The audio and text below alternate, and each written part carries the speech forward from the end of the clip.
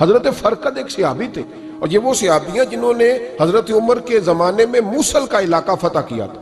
بڑے دلیر تھے. ان کی 4 بیویاں تھیں. وہ کہتے ہیں جب بھی یہ گھر میں آتے تو خوشبو اتنی اعلیٰ لگا کے آتے کہ ہم حیران ہو جاتی. عورتیں زیادہ تیاری کرتی ہیں نا مردوں سے کہ نہیں؟ کہ آج کل مرد زیادہ کرتے ہیں. چلو میں دس چھڑو، میں اپنی اصلاح کرنا. تسی دوواں گلاں تے انجن کیتا ہے، اب پتہ نہیں سچ کیا ہے. کون زیادہ تیاری کرتا ہے؟ چلو بیٹھے جو مرد نے. ویسے میرے پاس جو اخباری تراشے ہیں ان میں یہ لکھا ہے کہ آج کل مردوں کے میک اپ پہ زیادہ خرچ آنے لگا ہے. یہ تحقیقی رپورٹ ہے. اور پاکستان میں سب سے زیادہ جو اخراجات ہیں وہ میک اپ کے سامان کے ہیں. پہلے لڑکیاں بیوٹی پارلر جاتی تھی، اب لڑکے بھی جاتے ہیں. پہلے صرف دلہن جاتی تھی، اب سارا خاندان جاتا ہے. اللہ تعالیٰ معاف کرے. اس کے باوجود بڑی غربت ہے ملک میں، پریشانی بھی بڑی ہے. اس کے علاوہ ہمیں غریبوں کا درد ہے. اس کے باوجود ہم لوگوں کی مدد کرنا چاہتے ہیں. پتہ نہیں کیا ترجمہ کیا ہم نے غریب پروری کا، کیا معنی بنایا، اللہ ہی بہتر جانتا ہے. کہ وہ چیزیں جن کی بالکل حاجت نہیں، بالکل ضرورت نہیں، ان پر لاکھوں لٹا کے کہتے ہیں وہ دیکھو بیچارے کو روٹی نہیں مل رہی. تو بھائی آپ مہربانی کرتے خالی کنگھی کر لیتے، باقی پیسے غریب کو دے دیتے.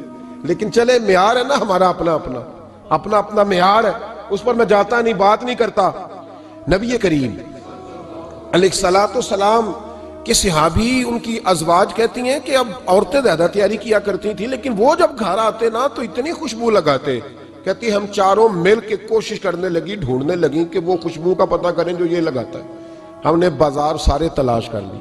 عرب کے اندر آج بھی خوشبو کا بڑا شوق ہے اور بڑی مہنگی خوشبو ملتی ہے. کبھی آپ بازار جائیں، کہتی ساری خوشبوئیں لگا لی، تھک گئیں.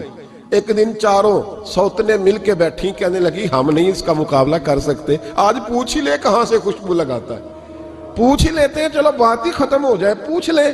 یہ ہم جتنی مرضی آلہ لگائیں، جب یہ آ جاتا ہے نا، کچھ لوگ میرے محفل ہوتے ہیں، جہاں آ جاتے ہیں وہاں چھا جاتے ہیں. تو یہ جب آتے ہیں تو چھا ہی جاتے ہیں.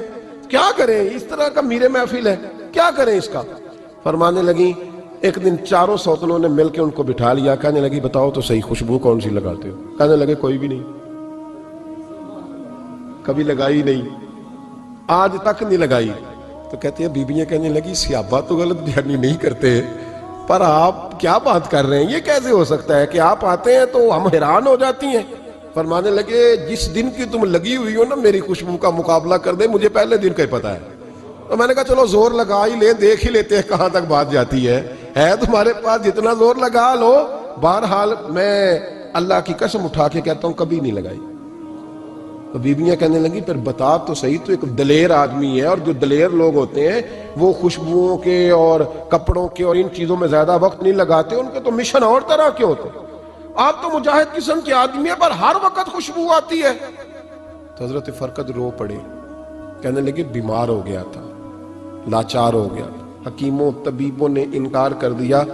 وجود پر میرے آبلے نکل آئے، پھنسیاں بن گئی، ان میں پیپ بھر گئی، بیٹھ نہیں سکتا تھا، اٹھ نہیں سکتا تھا. جب تھک گیا نا تو دروازہ رسول پہ چلا گیا.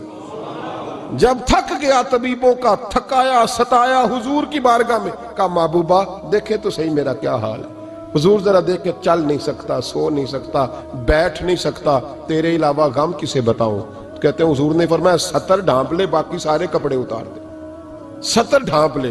کہتے ہیں ٹخنوں سے لے کر ناف تک میں نے 70 ڈھانپ لی، باقی سارے کپڑے اتارے. حضور کیا کریں گے؟ فرماتے ہیں نبی پاک نے دست مبارک اٹھایا، برف سے ٹھنڈا، کستوری سے زیادہ مہکنے والا. فرماتے ہیں پورے وجود پر میرے حضور نے دست مبارک ایک دفعہ لگا دیا، اب جدھر جدھر سے گزرتا ہوں ساری دنیا خوشبو سے بھر جاتی ہے. یہ نبی پاک کا دیا ہوا نور ہے، یہ حضور کی عطا کردہ شفا ہے، یہ رسول پاک کے حسن کی خیرات ہے. ایک شاعر نے ایک فقرہ کا کمال کر دی، کہنے لگا ظلمت کو ان کے نور نے کافور کر دیا، جس پر پڑی نظر اسے بھی نور کر دیا.